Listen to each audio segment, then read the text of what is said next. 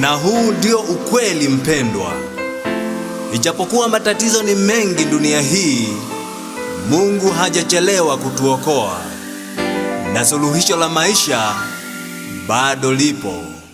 Haleluya.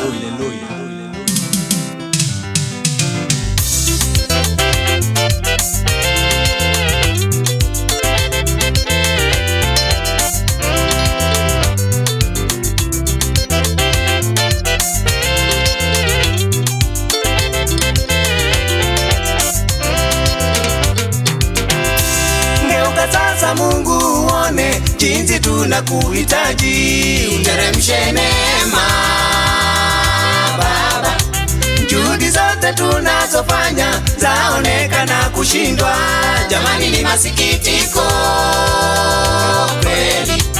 Mikutano twaenda pande zote za dunia, ajabu hatuelewani sote. Na tuzidi kujipa moyo kutafuta uso wa Bwana. Kesheni kumuomba Mungu Baba. Suluhisho la maisha lipo, matatizo yatakoma. Suluhisho la kudumu tupate.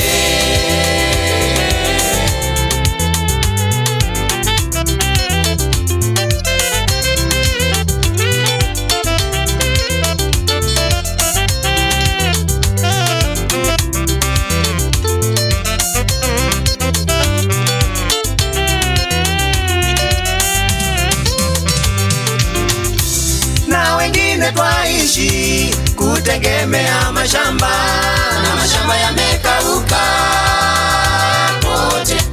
Saa zingine twaishi kutegemea pesa, na sasa pesa zimekosa sana. Maisha yakawa magumu kwetu, tukalaumiana sote na kukosa amani moyoni.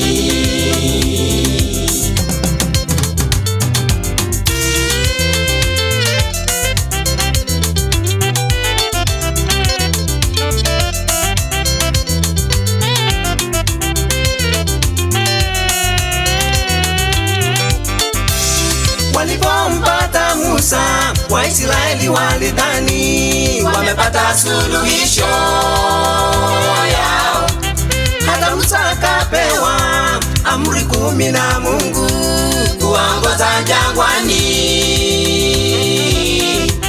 kuwapeleka Kanaani kwao. Ajabu Musa akashindwa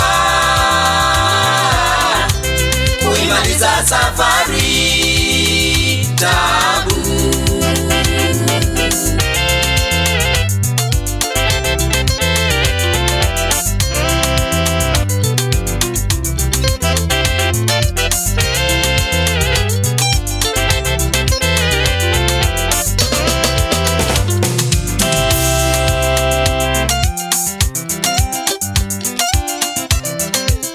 Wahitaji subira sasa, maana Mungu yuajua shida na haja za moyo wako.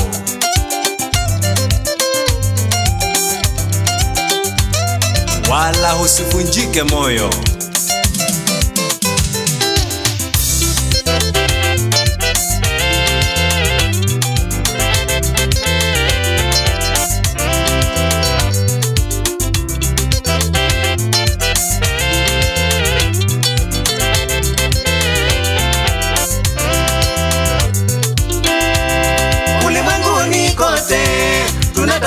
Kuelewana kuleta mabadiliko sasa, lakini shida ni makabila wameshindwa kuelewana.